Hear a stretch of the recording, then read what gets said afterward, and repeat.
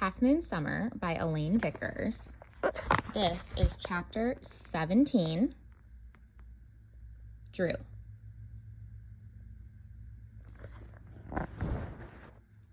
For the first time in my life, my fingers dialed 911. I want to explain everything, what happened, where we live, how important it is for them to hurry, but the words stick in my mouth, so I pass the phone to Mom, hating that I can't even do this small thing to help. Mia holds Luna in one arm and sticks a Post-it note in front of me with the other. She asks me a question and I nod, even though I didn't hear what she said. Dad wakes up while we're waiting for the ambulance, but his words are too thick and heavy to understand. Mom doesn't get up from the floor until Dad is all the way on the stretcher and rolling toward the door. She's about to follow him out into the night, but then she turns back like she forgot something. Us. Mom forgot about us. And I forgot about us too. Mia didn't forget. I found the list of emergency numbers in the kitchen, she tells Mom, and I called your sister. I'll stay until she gets here. You can go. Mom gives her a quick hug. Thank you, she whispers. Luna reaches for Mom, but Mia sways and bounces her until she laughs. We'd better clean that face off, Luna Lou. What jammies do you want tonight? When they go off down the hall, Mom turns to me. I'm coming with you, I say. Please. I'm too numb to feel much, but I know I need to be there. Mom just nods, and we hurry out the door and toward the ambulance. Follow us there, the EMT tells us, as she latches the back. As we tail the ambulance and run every red light it runs, at the hospital, they wave us over to the parking lot. By the time we find where they took Dad, they tell us we'll have to wait. Mom calls to check in with Aunt Shannon, and after that we sit in scratchy chairs the color of dead grass. All we can do is exactly what they say. Wait, wait, wait. When even your mom doesn't tell you it's going to be okay, you can be pretty sure it won't. Finally, a nurse calls us back, and we follow her squeaking shoes and swaying ponytail down the hall. Then there he is, my dad in a hospital bed, surrounded by screens and tubes and looking normal.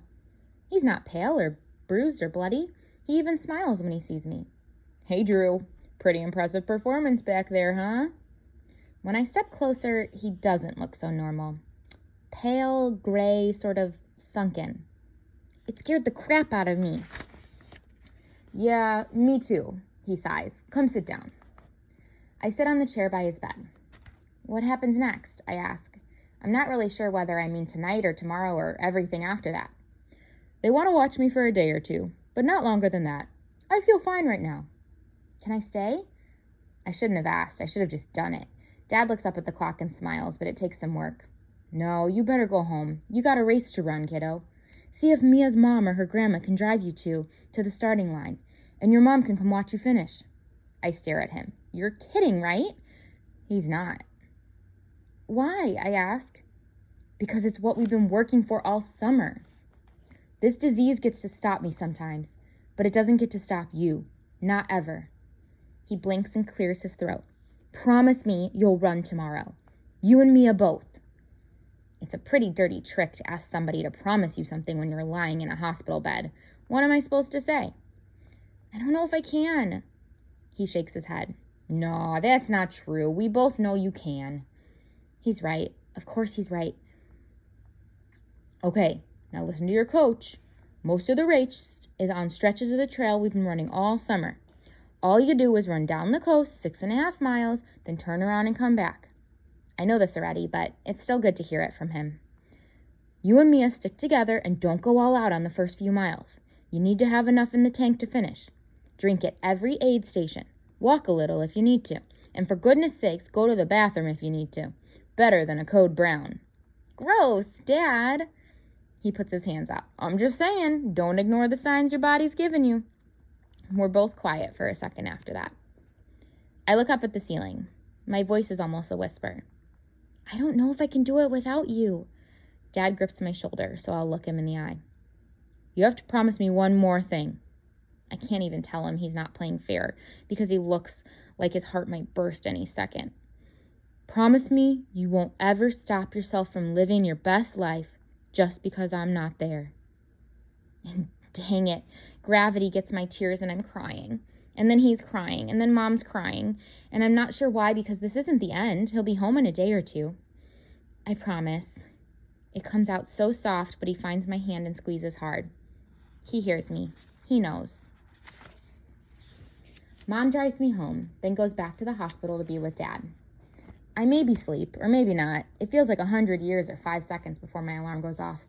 I don't have to change because I always run in the clothes I slept in. Not mixing it up now. It's weird waking up with my parents gone and Aunt Shannon asleep on the inflatable mattress in Luna's room. But I get a little comfort from the sameness of my breakfast. Some cereal and milk, a banana, and just a few swallows of water. Still, my stomach feels tight and my mouth is dry as sawdust. I rub Scout's head for good luck and go outside to wait on the front porch. The concrete is cold through my socks until I slide on the Nikes that sort of started this whole thing. They're dirty and scuffed now, and the soles are getting a little thin, but they are hands down my favorite shoes ever. Our race packets came with safety pins to fasten our numbers on, which should be easy and safe enough, but somehow I still poke myself 3 times. Right as I'm pinning the last one, a car coasts up the curb with Mia's grandma at the wheel, and Mia waves to me from the back window. "Any news on your dad?"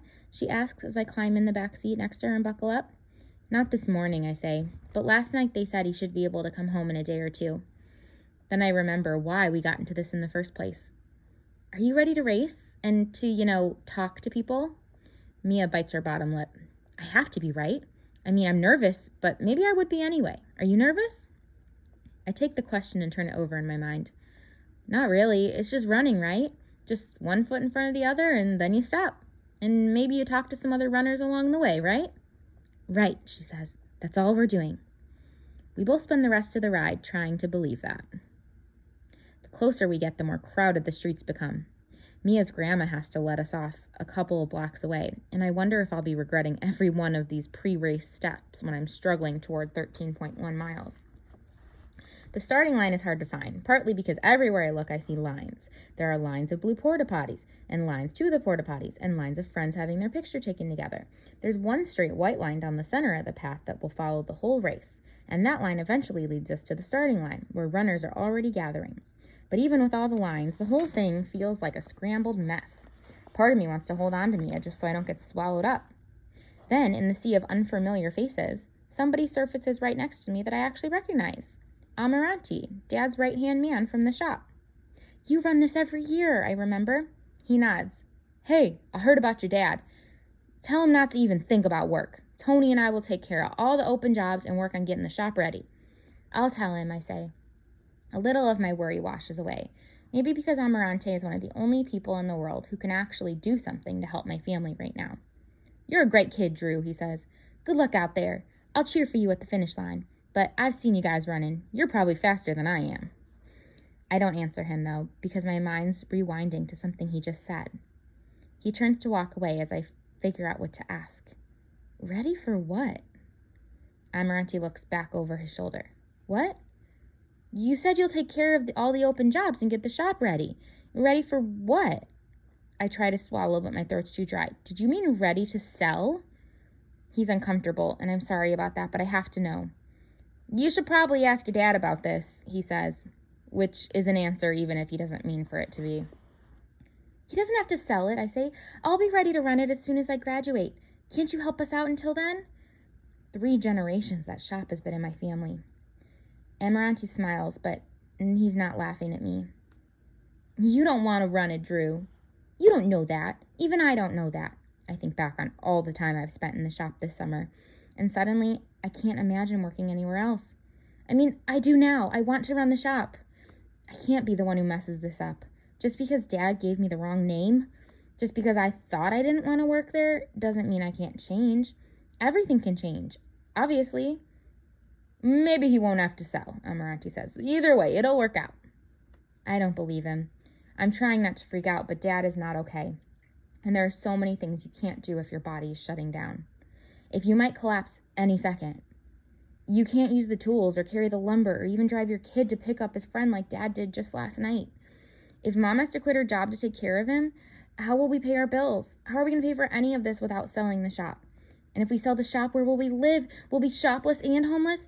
"Breathe," Mia reminds me. She takes my elbow and brings me to the starting line. I'm already doing my into, out to breathing, but it's not helping. I don't think I can do this, I tell her. Breathe, she says again. 1 foot in front of the other until we get back here, and then we'll stop. I look around for Emerante, but he's already lost in the crowd. There are hundreds of people on both sides of the path, getting ready to cheer for the runners. And I don't know a single one of them. Don't let go, I tell Mia. Don't lose me. I won't, she says. And then the starting gun goes off, and we are running. Into, out to. Because sometimes all you can do is take the next step and keep breathing.